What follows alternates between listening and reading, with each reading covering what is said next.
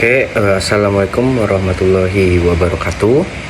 Saya Junes Farello dari Prodi Pendidikan Ekonomi dengan NPM 2024 14500 Oke, di sini saya ingin mengumpulkan atau mengerjakan tugas filsafat ilmu.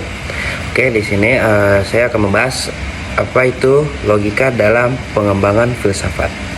Oke, jadi di sini semua pasti tahu. Jadi yang pertama itu kita harus tahu logika dulu. Logika adalah cabang filsafat yang mempelajari cara berpikir yang benar, sistematis, dan rasional. Logika membantu manusia menganalisis argumen, menguji kebenaran pemikiran, dan menghindari kekeliruan berpikir. Secara epistemologi, kata logika itu berasal dari Yunani logos yang berarti kata akal, pikiran, atau nalara. Oke, jadi yang kedua itu ada apa sih hubungan logika dengan filsafat?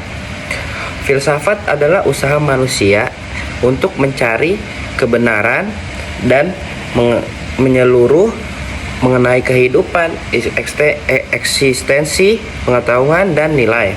Dalam usaha ini, logika berperan sebagai alat bantu. Alat bantu untuk ngapain sih? Untuk menyusun pemikiran yang konsisten dan masuk akal, menganalisis dan mengevaluasi argumen dalam diskusi filosofi, menemukan kebenaran dengan metode rasional. Tanpa logika, filsafat bisa berubah menjadi spekulasi tanpa dasar yang kuat. Yang ketiga itu ada fungsi logika dalam filsafat. Yang pertama bisa dibilang sebagai alat analisis. Kenapa dibilang sebagai alat analisis? Logika membantu memisahkan pemikiran yang benar dari yang salah. Misalnya, logika digunakan untuk menguji validitas suatu argumen. Apakah kesimpulan memang mengikuti dari premis-premisnya? Yang kedua ada membentuk pemikiran sistematis. Dalam filsafat, ide dan konsep harus dikembangkan secara sistematis agar bisa dipahami dan diuji. Logika menyediakan struktur dalam berpikir seperti silogisme, induksi, dan deduksi. Yang ketiga, menghindari kesalahan berpikir. Dengan adanya logika itu, seseorang bisa menghindari fallacy atau kesesatan berpikir atau ya dibohongin lah. Seperti argumen ada hominem atau menyerang pribadi, circular reasoning, berpikir melingkar, dan sebagainya. Jadi logika itu bisa menghindari kesalahan berpikir karena kita apa-apa harus berpikir secara logika dulu. Yang keempat itu ada mendorong dialog kritis. Dalam diskusi filosofi, logika menjadi landasan berpikir yang membantu menjaga dialog tetap rasional, bukan emosional atau dogmatis. Oke, terus ada jenis-jenis logika dalam filsafat. Logika formal itu atau yang disebut deduktif menekan pada bentuk argumen dan kesimpulan yang mutlak. Contoh, semua manusia pasti mati, Socrates adalah manusia, maka Socrates pasti mati. Ini disebut silogisme dan menjadi dasar logika Aristoteles. Terus ada logika induktif.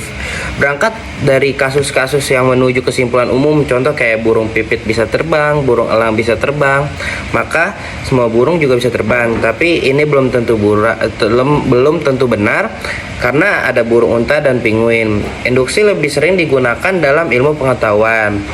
Terus ada logika simbolik atau matematika. Menggunakan simbol dan notasi matematika untuk mengapresiasikan argumen secara presisi, digunakan dalam filsafat, analitik, dan ilmu komputer. Terus ada contoh peran logika dalam sejarah filsafat. Aristoteles bisa bilang dianggap sebagai bapak logika. Ia mengembangkan sistem logika deduktif pertama, silogisme. Terus ada Immanuel Kant, menggunakan logika untuk membedakan antara pengetahuan a priori atau sebelum pengalaman dan a posteriori, itu setelah pengalaman. Terus ada Bertrand Russell dan Ludwig Wittgenstein mengembangkan logika simbolik sebagai dasar filsafat bahasa dan analisis logis. Terus ada manfaat logika dalam filsafat. Manfaat itu yang pertama, membantu menyusun argumen yang kuat dan rasional. meningkatkan kemampuan berpikir kritis, menemukan sikap terbuka terhadap evaluasi dan koreksi pemikiran, membangun pemahaman yang mendalam dan jernih terhadap konsep-konsep filosofi. Jadi, logika merupakan fondasi penting dalam pengembangan filsafat.